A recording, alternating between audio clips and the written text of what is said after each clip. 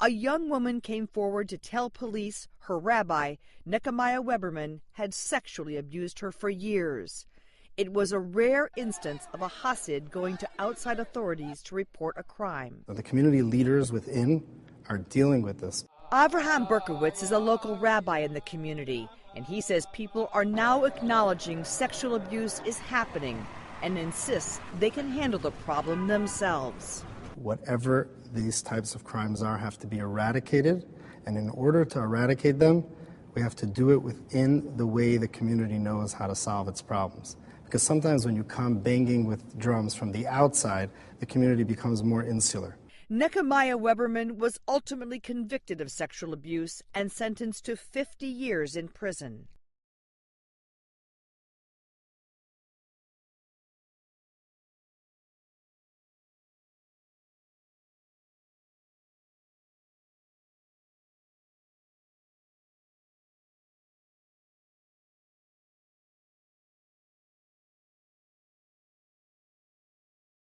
From the good side, obviously there are negative things. There have been crimes, and the Weberman case has shined a very unflattering light on the community.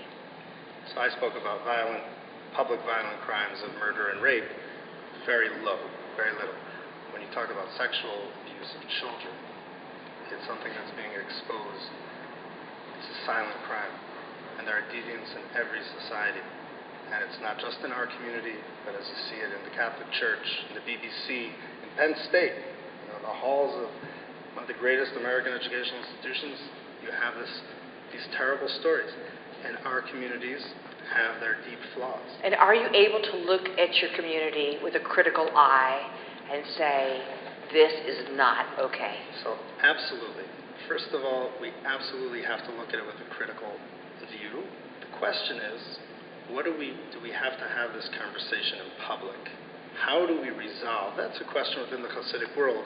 How do they grapple with these dark problems, and how do they solve it? So if they're talking about pushing it under the rug, no way. Internally, this debate is hot and strong. Even in the most insular communities, they're doing things and trying to figure out ways how to stop this problem. In our community, for example, it's a much more public and open debate. We're one of the largest Hasidic communities in Brooklyn.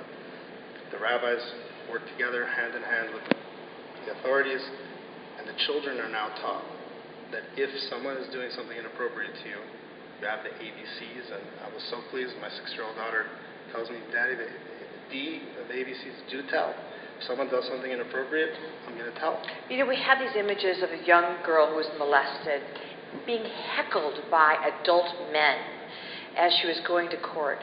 And it was so disturbing to see a young girl who had suffered being made the villain. I'm very disturbed by those images too. But again, we have to remember one thing.